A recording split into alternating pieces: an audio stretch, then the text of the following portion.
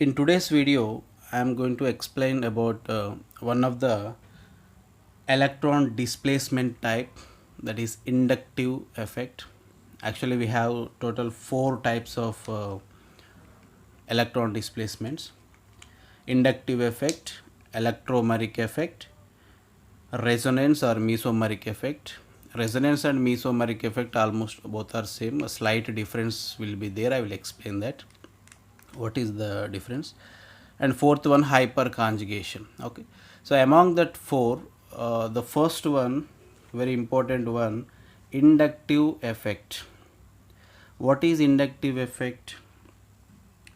Here I am showing one carbon chain. So on this carbon chain, if any one more electronegative group present on the carbon chain, assume this is a more electronegative, assume this is more electronegative atom or group, more electronegative atom or group. Okay, so when more electronegative atom or group present on the carbon chain, then what happens here, between carbon and the more electronegative atom, there is a bond. This bond is made up of two electrons. This bond is made up of two electrons. So one electron from carbon and one electron from more electronegative atom. So we know that already we have learned in chemical bonding about dipole moment. So if the electronegativity difference present between any two atoms, this bond pair of electrons slightly move towards more electronegative atom. Okay, so here this pair of electrons are moving towards this more electronegative atom. This atom get partial negative charge, partial negative charge, because the electron density is increasing on the more electronegative atom, this X atom. Okay, so obviously the electron deficiency creates on this carbon. So this carbon get partial positive charge because one of its electron is moving towards X, moving towards more electronegative atom. So the electron deficiency created at carbon. Okay, so this is actually I did not keep any hydrogens. You just assume there are hydrogens also, and tetravalence is satisfied. Every time it is difficult to mention all the hydrogens, so I'm just showing the carbon chain like this. Okay, so here the partial positive charge created on this carbon, then this carbon can induce the adjacent carbon. Due to that, what happens, this pair of electrons also move towards this carbon because the deficiency created on this carbon. Okay, so so this carbon also get the partial positive charge, but when compared to the magnitude of this partial positive charge, the magnitude of the second carbon partial positive charge is less. Okay, so that is why I have shown like this. This symbol is known as delta atom. This symbol is known as a delta, so it indicates partial charge, partial positive charge. Okay, right. Here the partial positive charge created on this carbon, again the partial positive charge created on the third carbon also, but here when compared to the second carbon, on the third carbon the magnitude of positive charge is very less. Okay, so due to presence of this more electronegative group or atom on the carbon chain, the polarization means what here, the fractional charges are generated, fractional charges are originated. So the origin of fractional charges on the carbon chain and more electronegative atom due to presence of this more electronegative atom on the carbon chain. Okay. Okay. Due to electronegativity difference between carbon and this more electronegative atom, then the fractional charges are generating on the carbon chain. Okay, this effect is known as inductive effect. Inductive effect. So how to define that inductive effect? The origin of, I'm writing here, the origin of fractional charges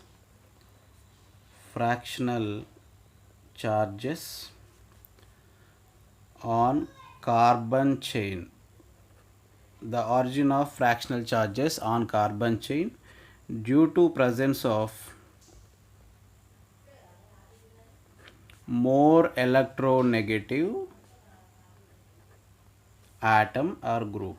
More electronegative atom or group. So this effect is known as inductive effect. So this inductive effect we indicate with I. Inductive effect we noted with the I. Here this polarization is operating only in one direction. Means what? The electrons are moving towards the more electronegative atom only. Okay, that is why the more electronegative atom getting partial negative charge. This negative charge is not appear in the other side of the carbon chain. So the polarity is acting in one side, unidirectional. Okay, and this effect is a distance dependent effect. We have to know, we must remember this inductive effect is a distance dependent effect. Why it is a distance dependent effect? Because see, if you observe the inductive effect, it operates up to the third carbon only. After third carbon it will be diminishes means what? After third carbon, so maximum up to 3 carbons only the inductive effect operates. After third carbon it diminishes, means it disappears completely. Diminishes means disappears. So even though the partial positive charge present on this carbon, that is completely negligible. So we consider up to third carbon only the inductive effect. Okay, so that is the reason we are given a statement. It is a distance dependent effect. Okay, and it operates through the sigma bond only. It operates through sigma bond only. Okay, even if this chain is having pi bond, then also this the inductive effect operates through the sigma bond only. So it operates through the sigma bond. And one more important point we have to remember, that is it is a permanent effect. It is a permanent effect. Okay, it is a permanent effect. Why it is a permanent effect? Because it does not change. It operates in the molecule permanently until we break the bond. It permanently operates in the molecule. Okay, so these are the important points we must remember about inductive effect. It is a distance dependent effect. After third carbon it diminishes. It operates through the sigma bond only, and it is a permanent effect. Okay, so here based on inductive effect, the atoms or groups classified into two types. Okay, based on inductive effect.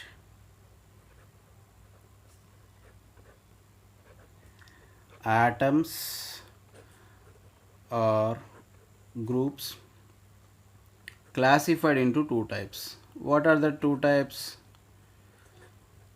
Here the groups with minus I. So minus I groups, this is a minus I effect. So what is minus I effect? I'll explain that. Minus I groups, and the second one plus I groups. Plus I groups. So plus I effect. Plus I effect. So what are the minus I groups? What are the plus I groups? Here minus I groups generally considered as electron withdrawing groups. Electron withdrawing groups. Minus I groups are electron withdrawing groups. Just now we discussed, no, this is nothing but electron withdrawing group. Electron withdrawing group means the group which can attract the shared pair of electrons towards itself. So it is attracting the electron pair towards itself. So this is electron withdrawing group. So this group shows the minus I effect. This group shows minus I effect. So the effect shown by the electron withdrawing groups is a minus I effect. Okay, and the plus I groups are considered as electron donating groups. Electron donating groups. Okay, so how electron donating groups operates the inductive effect on the carbon chain? Same thing happens here. If the carbon chain having electron donating group, EDG, EDG stands for electron donating group. Okay, so here it is the electron withdrawing group, shows minus I effect. This EDG, electron donating group, will donate the electron to the carbon chain. So this will donate the electron to the carbon chain. So what happens? This carbon get partial negative charge, and this electron donating group should get partial positive charge. Okay, this is completely opposite to the case what we have discussed till now. Okay, this is when the more electronegative group present on the carbon chain. Okay, the more electronegative group act as electron withdrawing group. Okay, here it is electron donating group giving the electrons to the carbon chain. The carbon gets partial negative charge. The same thing happens, the second carbon gets partial negative charge. So the magnitude of negative charge when compared to the first carbon, on the second carbon it is less. Okay, so on the third carbon it is very less. Okay, it is also operates up to the third carbon. After 3 carbons it will be diminishes, disappears. Okay, after third carbon, this electron donating group, this plus I effect, this is a plus I effect, this is nothing but minus I effect. Minus I effect. Is that clear? Okay. So based on the inductive effect, atoms and groups classify into two types: minus I groups. Minus I groups are called as electron withdrawing groups. Plus I groups are called as electron donating groups. Okay, so what are the groups acting as electron withdrawing and what are the groups acting as electron donating? Let us see now. Okay, and their strength also very important. You have to remember the strength of the minus I groups and plus I groups. Okay, so here I am writing minus I groups. What are the minus I groups? Let us see. Minus I groups, these are also called as what? Electron withdrawing groups. Electron withdrawing groups. Okay, so their strength you must remember you just always you have to learn, you have to memorize. The only way to remember that, you watch this more and more times. Okay, so here the first one, the strong electron withdrawing group is tetrafluoroammonium cation. Tetrafluoroammonium cation is the a group with the highest withdrawing capacity. After that, ammonium ion. After that, quaternary ammonium ion, or four groups, alkyl groups around it. Okay. After this, nitro group, then cyanide group, then sulfonyl group. After this, aldehyde group, then keto group, carboxylic acid group, acid halide group, then after acid halide it is ester group. After ester, amide group, fluorine, chlorine, bromine, iodine, and after alcohol group, then here ether group, alkoxy group. After that, amine group, and here phenyl group, this is the phenyl group, and finally hydrogen. This hydrogen we will take as a reference group or reference atom. Okay, so by taking the reference hydrogen as a reference, we have constructed this series. Okay, so when compared to hydrogen, phenyl group is the most withdrawing group when compared to hydrogen. When compared to hydrogen, cyanide group is the stronger withdrawing group. When compared to hydrogen, here keto group is the most withdrawing group, like that. Okay, is that clear, all of you? These are the minus I groups which are considered as electron withdrawing groups. Okay, now let us see plus I groups. What are the plus I groups? Electron donating groups. Plus I groups, or you can say these are electron donating groups. Okay, so what kind of groups can act as plus I groups? Electron donating groups. Okay, here I am giving some groups and their strength also. Carbon with negative charge having more donating capacity, then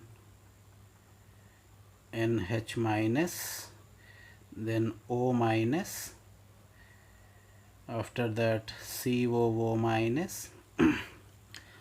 After this, tertiary alkyl, I am not keeping here hydrogen. Okay, this is tertiary alkyl group. Okay, so after that, secondary alkyl group. This is secondary alkyl group. Okay, then primary alkyl,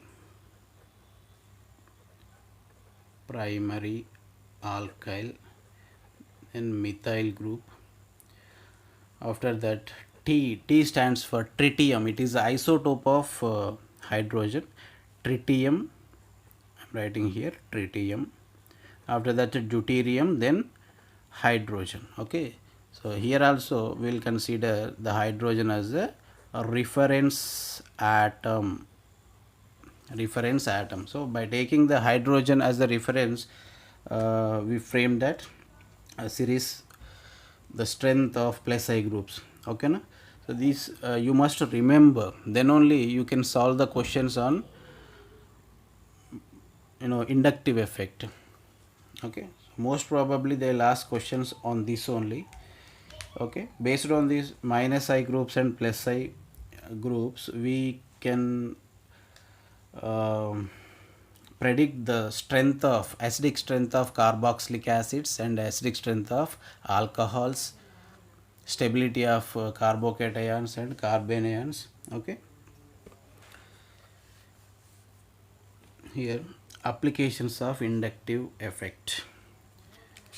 Let us see applications of inductive effect. What are the applications?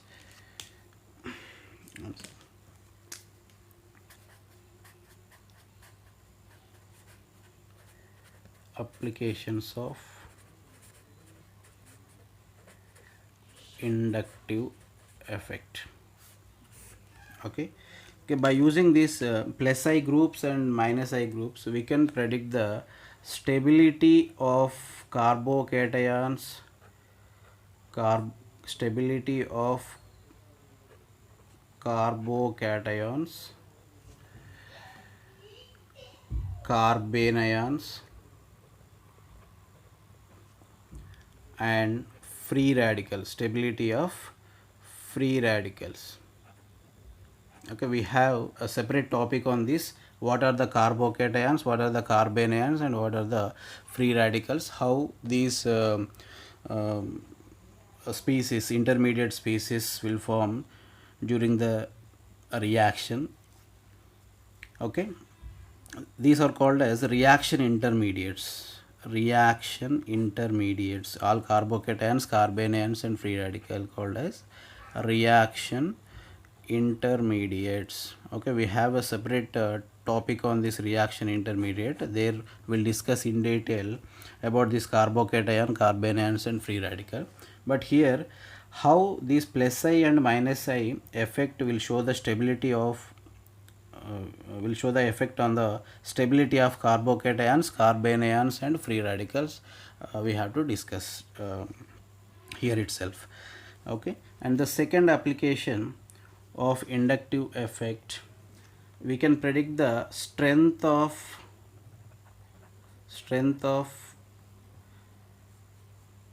carboxylic acids,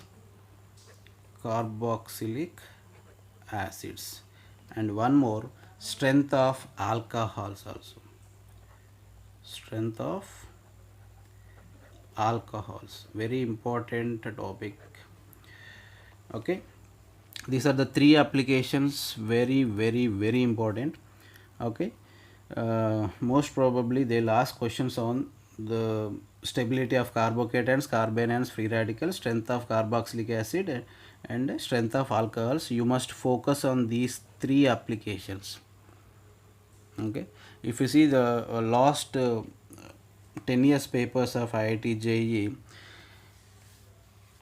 in each year you can find at least one question on this electron displacement, not only from the inductive effect, from electron displacement. All the four types of electron displacements are there, no? So from that at least one question you can find. A very important topic in the general organic chemistry. Okay. Yes, here stability of carbocations, carbanions and free radicals. First of all, how these carbocations, carbanions and free radical forms. Let us see now. Okay, so for this I'll make one more video. In next video I'll explain the stability of carbocation, carbanion, free radicals and strength of acids, strength of alcohols. Okay, thanks for watching. If you feel the video is useful, please hit the like button and subscribe to my channel for further updates. Thank you so much.